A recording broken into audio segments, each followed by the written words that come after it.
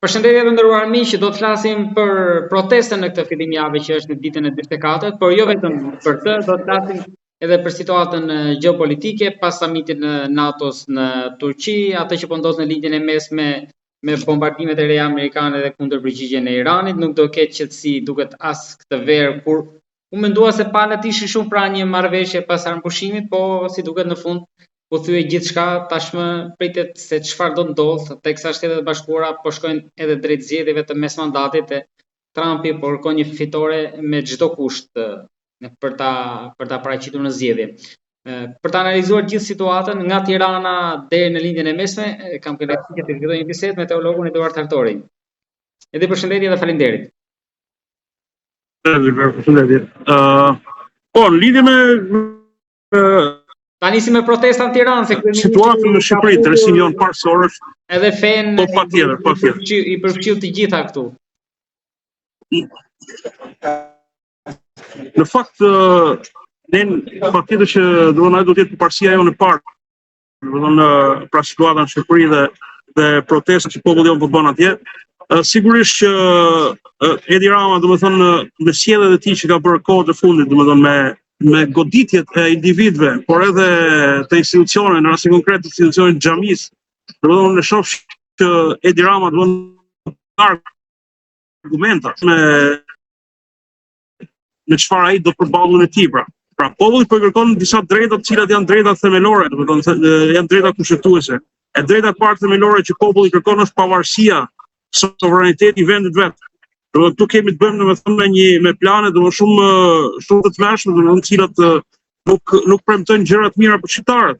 Premtojnë domethënë tjetërsimin e sovranitetit të Shqipërisë. Premtojnë domethënë zhdukjen e popullit shqiptar në nivel kombëtar. Pra këtu kemi agenda shumë të poshtra të cilat domethënë duan të tjetërsojnë tokat shqiptare, duan të tjetërsojnë edhe Shqipërinë. Sigurisht në formë graduale. Këto plane kanë kohë që i kanë nisur, nuk është e re, pra ka filluar që nga vitet e 90-ta, domethënë kur Rothschild, më duket David Rothschild ka qenë atëherë Sulejman, por ka ardhur në Shqipëri dhe ka bërë ato isha domethënë të padukshme për media, ose edhe kur transmetoheshin media ishin thjesht disa vizita thjesht plotësuar lajmet, por thjesht një vizitë domethënë në sedet arkeologjike, por e vërteta është dëshiron që nga kohë pra ka dursin e Dyranën e tjera me radhë për të fitërsuar historinë e popullit shqiptar. Që nga atëherë pra ka filluar. Pastaj ka filluar me politikat e korruptuara të elitës politike shqiptare, e cila domethënë ja kanë nxjerrë jetën popullit shqiptar për rreth 36 vjet me radhë. Domethënë ne menduam atëherë kur rrezum komunizmin, menduam se gjithçka mbaronte aty, domethënë e keqja mbaronte aty. Por në fakt e keqja u rafinua, mori një lloj tjetër forme dhe ngjyre. Pra tani u bë me shumë ngjyra, nëse atëherë kishim vetëm një ngjyrë, cilën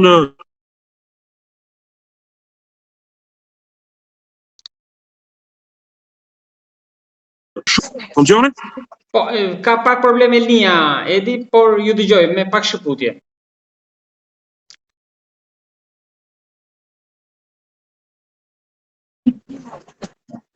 A jam në linjë? Po, jeni në linjë, por ju dëgjoj me pak shkëputje. Okej. Pra siç po thoya, kjo politikë 36 vjeçare ne si shqiptar ka punuar kundër nesh, na ka lodhur dhe domethënë gjithmonë ka injektuar tek shqiptarët ndjenën e ikjes prej vendit, ndjenën e ikjes dhe praktikës së ndeut. Dhe kjo ka qenë një plan fakt. Ky është plan domethënë për ta praktikosur këtë vend, Shqipërinë pra, dhe për t'ia lënë këtë vend dikujt tjetri. Dhe këtu kemi të bëjmë me një popull i cili domethënë unë e kam shëmbullyer dhe jo pa qëllim e kam bërë këtë, e kam shëmbullyer dikur me zogun e qytetës. Zogu është një shpend pra i cili asnjëherë nuk bën folje vet, por gjithmonë rrëmben letë të tjerëve. Dhe aty domethënë rrit zogjet vet tek foljet e tjerëve derisa domethënë dhe i vret ato zogjtë e atyre foleve autoktone. Në të njëjtën gjë domethënë kanë bërë edhe ky popull për cilin po flasim, pra populli izraelit ose populli i hebre. Populli hebre është historikisht domethënë edhe në librat fetar, madje edhe në librat e tyre është i penalizuar për Zotin që të ketë një vatan, një abde. Është edhe në librat e tyre po ta gjesh, domethënë ata e kanë të shkruar që ata janë të penalizuar për Zotin që ta kenë një vatan. Dhe për këtë arsye do janë gjithmonë botë. Mirë po çfarë do, ato her pas here, domethënë sulmojnë vende dhe popull për t'u marrë atyre abdeun e tyre ose një pjesë të abdeut të tyre dhe aty të krijojnë domethënë një farë sovraniteti të vetin.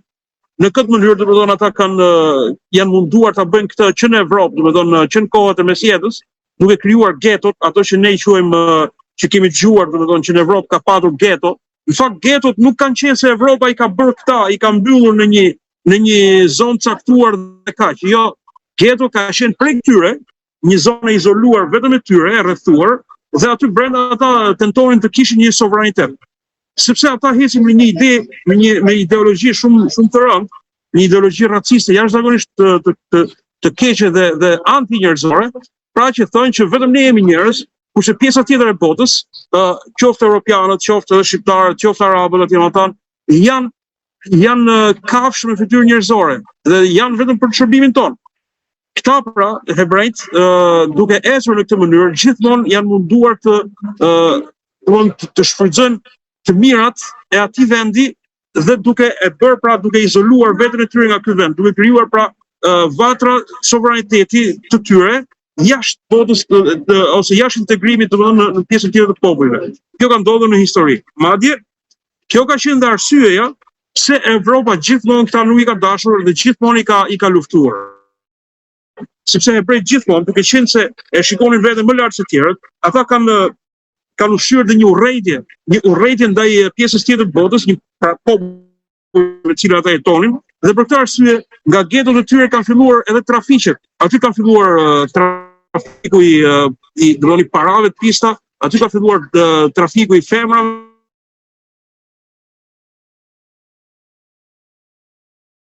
Aty ka filluar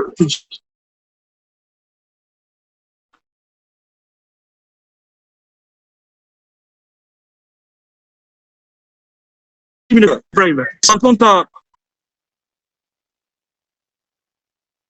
kjo që ka ndodhur që thonë për Holokaustin në Gjermani, në fakt e ka shumë zbuluar, por gjithsesi që nuk është hera e parë që Evropa ja bën hebrejve këtë.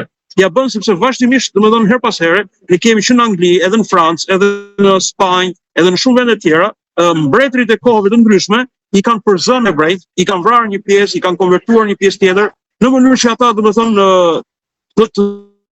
të zhdukin këtë keqe nga vendi i tyre, sepse ata janë një popull i pa integrueshëm.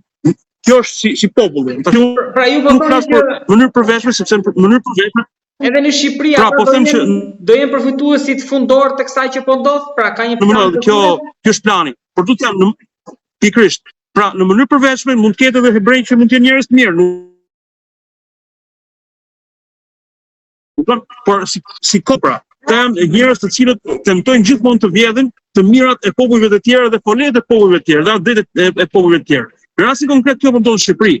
Kjo po ndodh sepse duke filluar që hebrejt kanë filluar të blejnë jashtëzakonisht shumë toka, kanë filluar të blejnë jashtëzakonisht Bregdetin po ashtu domethënë tentojnë ta marrin krejt Bregdetin e Shqipërisë në mënyrë që ta kenë atë domethënë një zonë jo vetëm thjesht të përshtatshme për ta prapë, por ta kenë edhe si ndikues strategjik, sepse edhe marrja e Sezanit, pra në rastin konkret, nuk është thjesht çështje se Ivanka Trump do të bëjë thjesht ca ishujt vegjël domethënë aty. Por çështja është më larg se kaq, është një pikë strategjike, është le të themi shtica humuzit për Europën. Aty është një nga nyjet kryesore ku ekonomia e Europës merr jetë. Domethënë pikërisht në këtë vend për Adriatik. Dhe hebrejt duan ta kontrollojnë këtë në mënyrë që të kontrollojnë dhe Europën. Unë kam thënë në emisione të tjera që kjo çështje, domethënë hebrejt në këtë pjesë janë të dështuar për shumë gjëra, domethënë edhe pse ata thurin plane vazhdimisht, edhe plane shumë të le të themi shumë të intrigante dhe shumë të ashpra, në fund fare domethënë ne shohim që hebrejt do të dështojnë kjo pjesë sepse e para Ballkani krejtësisht domethënë është pjesë e Europës. Dhe Europa e shef prezencën hebraike në Europë, pra domethënë në Shqipëri dhe i vinë në Europë, e sheh shumë të rrezikshme.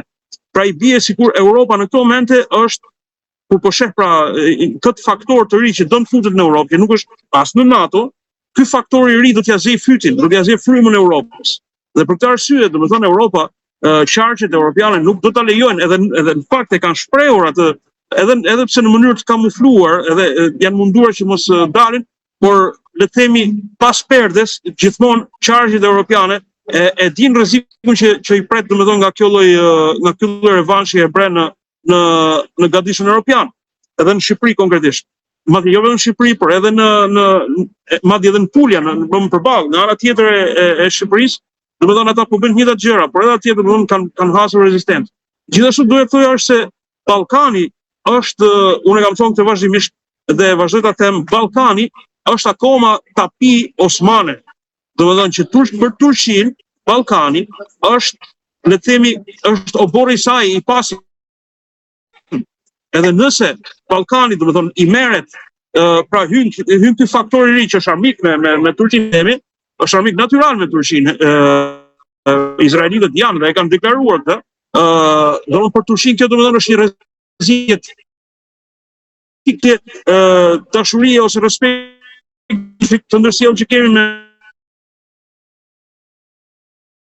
me madhe se ka, një çështje jetike për ekzistencën e veçse turk. Dhe për këtë arsye domethënë që janë duke punuar edhe në këtë pikë, janë duke punuar fuqishëm, domethënë që ti dështojnë këto. Kjo është pjesa e dytë ose faktori i dytë i do të bllokojë këtë lloj plani të Izraelit. Pavarësisht se Rama domethënë ëndron se mund të arrijë diçka të tillë, domethënë, por shohim që edhe Rama kohët e fundit domethënë ka shfaqur domethënë dobësitë e tij deri domethënë në shkatrimin plotësisht të tij dhe të këtyre projekteve. Faktori i tretë pastaj që nuk është më pak i rëndësishëm është vetë Amerika. Domethënë Trump. Këtu tash është prekur familja e Trump. Këtu po përflitet në Amerikë, domethënë po shohim se sa shumë po përflitet familja e Trump dhe aferat korruptive që ata kanë bërë me Edi Ramën. Dhe Trumpi më e pakta gjë që do në këto momente është pikërisht përfolja e tij në afera korruptive ose përfolja e familjes së tij në afera korruptive. Pra ne kemi të bëjmë me një president i cili do dali në zgjedhje dhe do dali atje mbas disa dështimesh të mëdha në linjën e mesme. Dhe ai ashtu është shumë i dështuar domethënë para zgjedhjeve të tij dhe në këtë rast optik po ja përdorin këto planet e Edi Ramës po ja përdorin kundër tij në zgjedhjet po ofrojnë domethënë në tetor kur kështu që janë këto planet Trumpit.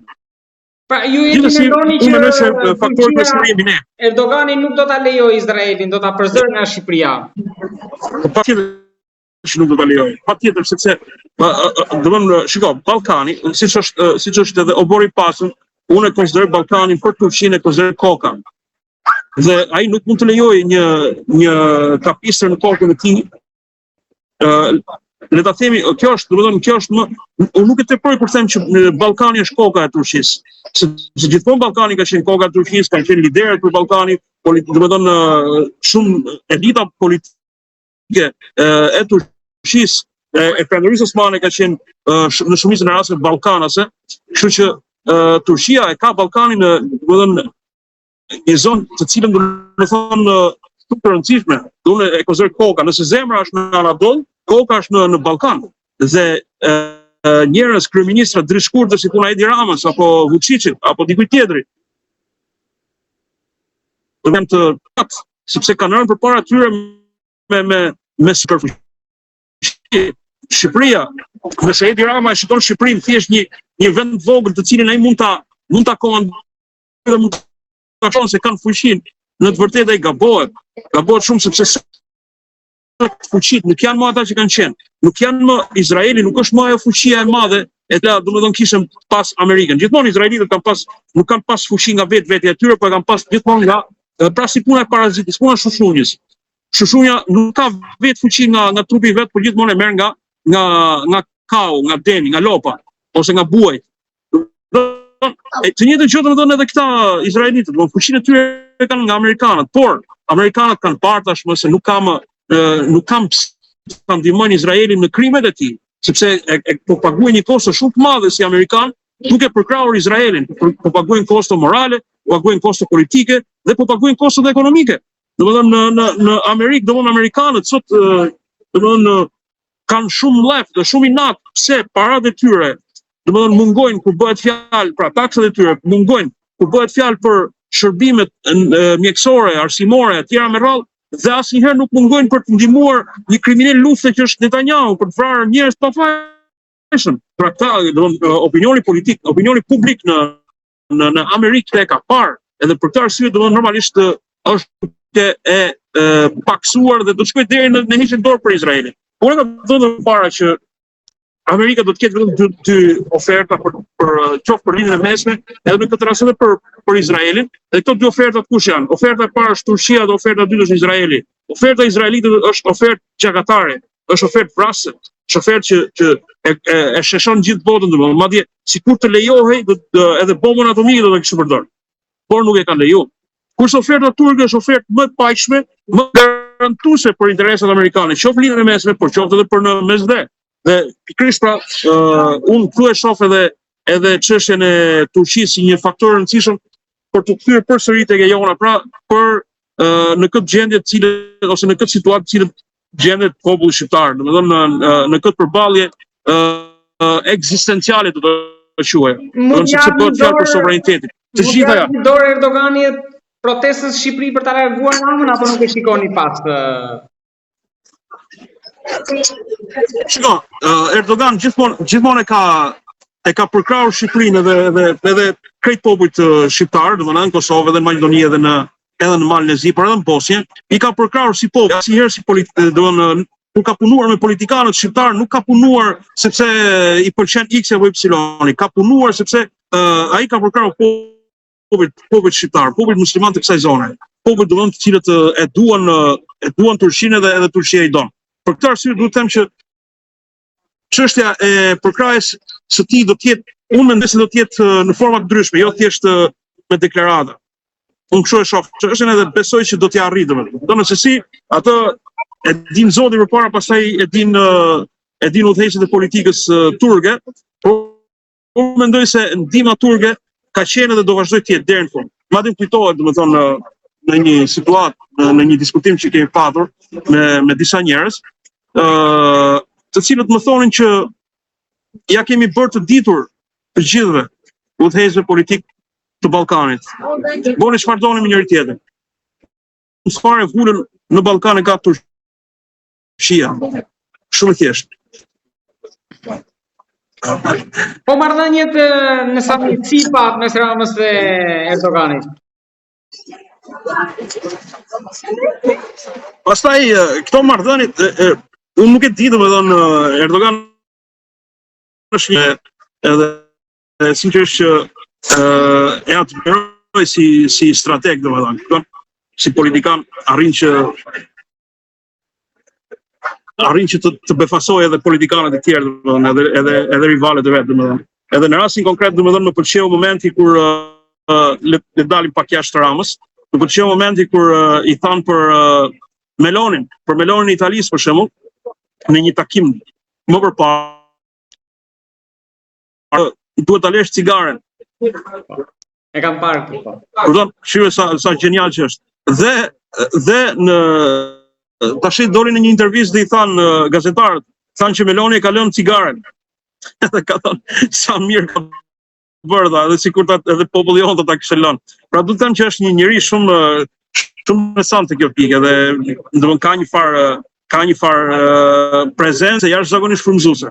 Për Edi Ramën pastaj domethënë Edi Rama ja bën vendin vetes në politikat ndërkombëtare. Ne gjeografikisht ne nuk kemi një rëndësi të madhe, domethënë le të themi, nuk kemi një shtet me shumë resurse dhe me shumë mallësi të madhe që edhe populli të vegjël domethënë, kështu që këtë mallësinë që vërtet duhet ta kemi është një mallësi për te i thjesht asaj Huaskës tonë të vogël. Dhe masia për mendimin tim do të ishte pikërisht një miqësi me Turqinë. Sepse vërtet Turqia sot në këto momente ka arritur në nivele jashtëzakonisht të mëdha, do të respektohet edhe nga armiqtë e tij, nga armiqtë e saj. Domethënë europianët para 5-6 vitesh, domethënë europianët e shikonin Erdoganin si kuçetra gjithë ata janë duke ardhur te Erdogani, edhe duke pranuar ose jo duke pranuar, por duke edhe i kërkuar Erdoganit që të mbrojë dhe Europën. Dhe kjo nuk është një arritje e vogël, domethënë. Kështu që në këtë aspekt Edi Rama këtu në këtë ekuacion është shumë i vogël ose nuk hyn as pak. Domethënë Edi Rama është thjesht nëse do të marrë një kurs të mirë, domethënë ose një drejtim të mirë të rrugës së tij domethënë politike, atëherë më mirë që mund bëhet është të jetë mik i Turqisë. Por nëse ai do të vazhdojë në këto tradhti dhe le të themi pazare shumë të ulta, të cilat ai po i bën me armiqtë e Turqisë, edhe në fakt ata janë edhe shumë vegjël, pra Izraeli vetë është shumë i vogël për të qenë armik i Turqisë, por gjithsesi domethënë këta i gënjen mendja, pra Edi Ramën me shok, nëse do të vazhdojë në këtë rrugë që ka ai Turqia do të tregojë atij se sa i vogël është, se ku e ka vendin. Edhe në fakt dhe e ka treguar her pas here. Pra, turqit kanë këtë lloj mundësie që mikun ta respektojnë, ta nderojnë dhe armikut t'i japin vendin ose atij që nuk është mik. Për samitin është folur shumë këto ditë, ka pas shumë analiza dhe shkrime, por mua më pëlqeu edhe simbolika që ju kishit interpretuar për armën, për dhuratën që Erdogani dha liderëve që morën pjesë në samit. E vërtet, sinqerisht ajo na befasoi të gjithëve. Unë mendoj dhe e kam lexuar vetë personalisht, e kam lexuar edhe si, domethënë, pse një armë, pse le të themi mos ishte një relike e bukur osmane. Mund të ishte një shpatë osmane, ose mund të ishte mund të ishte një skulpturë e bukur ose një pikturë e bukur që osmanët, domethënë, turqit kanë traditur në këto gjëra, këto objekte arti. Por një armë, dhe kjo më bën përshtypje dhe domethënë mendoj se mesazhi i parë është që sikurse ne jemi gati, domethënë bota nuk është më në kohë shakash, nuk po bëjmë shaka. Tu jemi mbledhur dhe nuk po bëjmë shaka. Tu bota po bëhet gati për luftë. Edhe duhet një armë. Pra ajo armë, pra që s'mund t'i jepte, s'mund t'i bënte dhuratë një Kalashnikov, ose një armë të madhe, por i bëri një diçka që kushdo mund ta mbajë në dorë, pra. Një individ mund ta mbajë në dorë dhe mund dalë dhe të foto me të. Siç doli presidenti i Lituanisë për shembull. Ashtu, kështu që edhe me fishek me vete. Mirë po, pra ky është mesazhi kryesor që kujdes se jemi në luftë, në kohë lufte. Dhe ne duhet të përgatitemi. Ne si aleat të NATO-s duhet të përgatitemi. Sa gati jeni ju? Dhe në fund fare kur sjellja ishte shumë në nivel, domethënë nga liderët e NATO-s. Do të devastuan kjo Starmer e shmontoi, domethënë ose ja i thanë shmontoi, domethënë direkt sepse kjo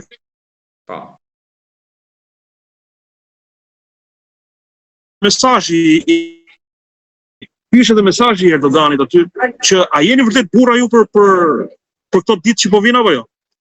Nëse jeni burra, atëherë flisni si burra dhe silluni si burra.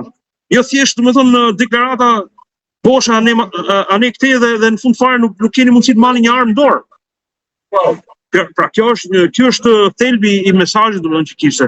Pastaj fakti që disa domethënë nuk e prekën fare me dorë. Mitsotakis si i Greqisë për shembull i ka thënë ma mbani larg. Nuk desh ta kisha afër. Duket ai ishte më i mërzitur nga samiti, sepse fakti që Trump tha që mundet të japin F-35-ën, edhe gjithë ato lavde që i thuri Erdoganit, më duket sikur balancat e kujtuar të vizën. Unë e kam trajtuar këtë çështje edhe siç edhe përsërita para pak minutash këtu me ju, por e kam trajtuar këtë çështje, kam thënë që Amerika po tërhiqet nga lindja e mesme dhe po tërhiqet edhe nga Europa. Dhe kjo tërheqja po një vakum nëse nuk mbushet, atëherë ky vakum mund të sjellë shumë probleme se armiqtë e Amerikës mund të hyjnë në këtë vakum. Dhe për këtë arsye Amerikës i duhet Turqia dhe ka nevojë për Turqinë. Dhe shef Turqinë si një partner të besueshëm. Dhe ky partner domosdoshmë është i fuqishëm, është politikisht shumë le të themi shumë i mençur dhe shumë pra arrin të ta komandoj ekuilibrin që duhet ketë domethënë pikërisht në këtë zonë ku është, në zonën e Bosforit. Kështu që Turqia, për mendimin tim, i është dhënë mundësia që të bëhet lideri i lindjes mesme dhe lideri i arshëm, le të themi, kur them fjala lideri nuk duhet ta teproj deri në masën që jam i pari i Evropës, por le të themi lideri mbrojtës ose engjëlli mbrojtës i Evropës. Përndryshe, europianët në këtë mas përgatitje që kanë sot, lëri, domethënë mesazhi i qartë ishte që ato pistoletat që se trajtuan ata, domethënë këtë dhuratë, pra që nuk arritën ta prekin as në dorë, por Europa me këtë ka treguar se është përgatitur fare nëse do të ketë një luftë madhe nesër, domethënë është pa përgatitur. Pra ajo problemi europian domethënë është problem historik. Se Europa përgjithsisht është e ndarë në shtete. Dhe duke qenë i ndarë në shtete, ti nuk ke një komandë vetme, ti nuk ke një ushtri vetme. Francezët për shembull janë kundër gjermanëve, dhe në luftë ata nuk janë kurrë me gjermanët kundër rusët le themi, ose kundër Kinës. Anglezët kanë inate me rusin, po gjermani nuk i ka inatet njësoj si britanikët, ose nuk i ka njësoj me italianët, nuk i ka njësoj edhe me polakët. E kështu me radhë, pra, kur ne kemi disa komanda dhe disa liderë për një ushtri vetme që duhet të jetë përballë Rusisë, atëherë domethënë është dobësi, sepse ushtria çorëntohet. Por kemi disa ushtri, disa lloj të ndryshme armësh, sepse arma gjermane nuk është si arma franceze, nuk është as si arma angleze. Dhe këto gjëra çfarë ndodhin? Këto gjëra bëjnë që ajo ushtri të jetë dobët përpara një ushtri unike, siç është ushtria ruse. Pra nesër Rusia, nëse nesër do të planifikohet që Rusia ta godasi Europën, dhe ky kërcënim nuk është i largët, është evident. Edhe nëse nesër do ta godiste, Rusia nuk e ka problem as për ushtrin, pra numrin e ushtarëve, sepse i siguron nga gjithë Karpatet mund mbledhi lloj ushtari nga gjithë anët e Rusisë. Rusia armën nuk i ka problem. Duhet dim që atë që Europa e prodhon për një vit, Rusia mund ta prodhojë për gati një muaj. Pra, këtë gjëra pra nga ana e armatimit, Rusia shumë e fuqishme se sa kretë Europa. Edhe këtu i duhet, patjetër këtu tani duhet Europës, i duhet një ushtri e fuqishme, një prodhim i fuqishëm i armëve, siç është Turqia.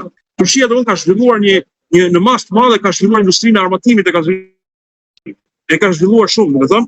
Ajsa domethënë aktualisht le të themi është një nga superfuqitë e prodhimit të armatimeve, qoftë armatimeve domethënë toksore, le të themi tankeve, topave dhe armatimeve të lehta ose të rënda, por gjithashtu edhe nga ana tjetër ka armatimin detar, po ashtu është portet e Turqisë që bëjnë anije luftarake, domethënë nga portet më të fuqishme që ka bota. Dhe po ashtu edhe nga ana ajrore, domethënë Turqia nuk ngjelet pas me drona, është një nga 3-4 fuqitë e botës që sot prodhon drona domethënë shumë efektiv. Po ashtu nuk ngjelet pas domethënë edhe me avionët, është duke prodhuar avion domethënë të brezit të gjeneratës së 5, domethënë edhe po shkohet edhe për gjeneratën e 6. Në këtu në Turqi po diskutohet që punimet janë po shkojnë deri në gjeneratën e 6. Tu del edhe në pyetje tash që mund ma bëni ju për punën e pse Shqipëria don F-35-at e Amerikës, apo pse po don edhe motorat amerikanë. Shiko, Turqia në fakt është duke garuar me faktorin kohë. Gjithë çështja është se Turqia po garon me faktorin kohë. Turqia s'mund të lejë asnjë lloj zbrastire në ushtrinë e saj dhe në përgatitjen e saj. Dhe për këtë arsye, aktualisht motorët turq që janë të ngjashëm me motorët e avionëve, ka fjalën për reaktivët, të cilët janë të ngjashëm me këto motorë që vjen nga Amerika dhe pra nga Amerika, këto motorë janë në faza të ndryshme testimi dhe mund të kërkojnë 1 vit, 2 vjet apo diçka të tillë, domethënë derisa këto të bëhen gati për të qenë shërbim, domethënë ose për të montuar në avion. Dhe për këtë arsye Turqia nuk ka se si të lejë këtë boshlik, domethënë. Turqia është duke bërë gara me kohën, në mënyrë që të arrijë domethënë të duhet. Dhe këtë boshlik ajo e plotson me këta motor. Deri kur të arrijë domethënë që të ketë gjeneratat e veta të motorëve dhe teknologjisë. Kështu që te kjo pjesë domethënë kjo është arsye pse Turqia po i bën. Në ana tjetër kemi Izraelin i cili domethënë e sheh çështjen me shumë frikë, sepse Turqia nuk është as si Irani nuk është as si vendet arabe. Domethënë jo pa qëllim dhe izraelitët kanë thënë që Turqia domethënë është armiku jonë i arshëm, dhe disa prej tyre kanë thënë që nuk është as si Irani nuk është. Kjo është e vërtetë. Pra, nëse Irani do të ishte i fuqishëm, vërtet do të ishte i fuqishëm, atëherë Irani duhet të qëndronte akoma në Siri sot. Por Irani doli nga Siria, pasi e kishte kushtuar Sirin, në kohën e Asadit. Aktualisht Irani doli nga Siria. Kush e përzuri Irani nga Siria? E përzuri pikërisht Turqia. Forcat siriane të cilat janë trajnuar nga Turqia. Pra vetëm thjesht me proxy e Turqisë arritën të përzihen Iranin të mundin Iranin me pak fjalë nga Siria. Dhe kjo nuk është pak. Kështu që nuk mund të krahasohet Irani me Turqinë. Këtë duhet ta dimë, që nuk mund ta krahasojmë dot. Irani gjithmonë është më pak se sa Turqia te kjo pjesë. Por sigurisht që për Turqinë Irani nuk është armik, por nuk është as mik. Është i komshi, sepse historikisht Irani nuk ka qenë mik i Turqisë. Gjithmonë ka pasur luftra mes Iranit dy perandorit. Nuk mund të jetë miq. Kam dhe diçka të fundit për ta mbyllur, si mendoni që do shkojë kjo verë në lindjen e mesme dhe pikërisht në Iran me atë me rinitin e sulmeve edhe një herë? Unë mendoj se pak nga pak në lindjen e mesme do hyjnë edhe faktorë të rinj. Domethënë në këtë çështje e luftës së lindjes. Mendoj se do të futet Turqia. Domethënë Turqia mund të ketë një rol më aktiv tani mas samitit NATO-s, mund të futet në vendet arabe sidomos, dhe të krijojë aty pra një lloj përgatitje, një lloj barriere ose një lloj imuniteti për këto vende, edhe vetë arabët e kanë kuptuar pra aktualisht që vërtet nuk mund të bëhet dot në këtë mënyrë. Ata arabët kanë menduar se Amerika do na mbrojë. Mirë, po Amerika u tregu qartë se Amerika i lan bal. Atëherë kur duhej, domthonë kur plasi vërtet lufta, Amerika i lan bal. Dhe vetë arabët kanë kuptuar që ne nuk mund të mbijetojmë dot kështu siç jemi në këtë situatë që jemi. Dhe na duhet patjetër një aleat. Dhe aleati më i besueshëm dhe më i afërt dhe më le të themi më i sinqert për ta është Turqia. Më natyrali. Edhe gjeografikisht është më afër, sepse është në të njëjtin le të themi në të njëjtin gatishmëll pothuajse, por nga ana tjetër Pakistani për shembull siç pretendojnë disa, Pakistani, i cili edhe ai duhet të jetë pjesë e aleancës, Pakistani është mbrapa armiku të tyre, në këtë rast Iranit. Në kupton, pra Pakistani derisa të vi për të ndihmuar Arabinë Saudite ka shumë vështirë. Ndërkohë që Turqia këtë se ka të vështirë. Pra duke ndihmuar me trajnime, por edhe me armatime, me gjitha, domethënë, derisa të krijohet një lloj barriere kundër Iranit. Irani më tepër e shoh një proksi të Kinës. Pra, Irani në të vërtet asnjëherë nuk ka për të qenë mik i atyre vendeve. Edhe pse ka goditur Amerikën, edhe disa mund mendojnë se muslimanët duhet të jenë Iranin, por mendoj jo.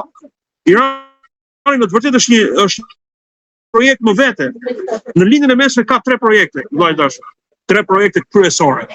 Projekti i parë është projekti i Turqisë, që quhet ndryshe projekti i Perandorisë Osmane. Pra, neo-osmanizmi. Ky është një projekt real, nuk është një projekt, pavarësisht se nuk do të kthehet e njëjta perandoria osmane, nuk do të kthehet ajo koha e shpatave dhe sultanëve, por do të kthehet në një farë mënyrë, në një farë projekti si Unioni Evropian. Pra, një unitet fetar, një unitet ushtarak, një unitet ekonomik, një unitet politik. Jo, dhe është ajo që duhet. Ky është projekti i parë. Projekti i dytë është projekti zionist për Izraelin e madh. Mirë, po nëse do të kishim mundësi me hartën të ta shpjegoja, një vend aq i vogël, pra një vend shumë minoren, aty domethënë, është më i vogël se Shqipëria, domethënë tenton të vllabërojë, domethënë territoret mëdha të cilat aty ka popull, domethënë janë 300 milionë njerëz aty. Është si puna e fabulës La Fontaine'it, nëse zgaboj fabula La Fontaine'it ku thot bret ku që donte të bëhem mbret, i cili dhe hapte gojën pra do të bëj vuall ose ka diçka e tillë. Do të rritej duke hëngër, po nuk rritesh. Thjesht mbytesh. Do kupton pra? Pra qa është pretk është pretk, qa është buall është buall. Dhe mirë po këtyre këta i gënje mene, ky është projekti zionist pra, i cili domethënë po dështon. Domethënë i ka dhënë premisat që po dështon dhe mendoj se në 1 vit, 2 vjet, 3 vite të ardhshme, domethënë me këto pak vite të ardhshme, Izraeli nuk do të jetë më ky që është dhe mund të mos ekzistojë edhe si shtet. Dhe kjo është kërcënim serioz, domethënë ose është kërcënim real për Izraelin dhe ata vetë deklarojnë këtë. Projekti i tretë pastaj është projekti i Persisë Madhe. Këtë projektin e Persisë Madhe e kanë iranianët, pra, të cilët nuk e shohin të kanë doktrinën raciste, është doktrinë raciste, ata në fakt gjithmonë iranianët kanë qenë pra persët, gjithmonë i kanë parë arabët si racë inferiore dhe kanë parë vetes si kombi zgjedhur, si racë zgjedhur. Pra të njëjtën gjë që kanë edhe zionistët, mirë po edhe ky projekt domethënë tendenca është edhe ky të dështojë, sepse goditjet që po merret nga Amerika, po jepen goditje shumë të rënda, por edhe përgatitjet që po i bëhen nga bota arabe bashkë me Turqinë, mendoj se nuk kanë për ta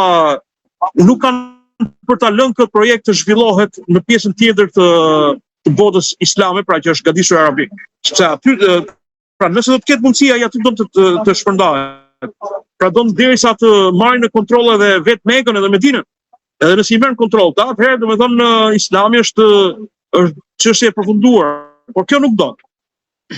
Ama ai atë tenton në të vërtetë, apo venave të gjirit ai don ti krejt i kushtoj. Mirë, nuk ka për të arritur, mendoj se nuk do të vi puna deri. Po valla. Unë falenderoj shumë për bisedën, si gjithmonë është shumë kënaqësi se bisedojmë. Për mua gjithmonë është kënaqësi.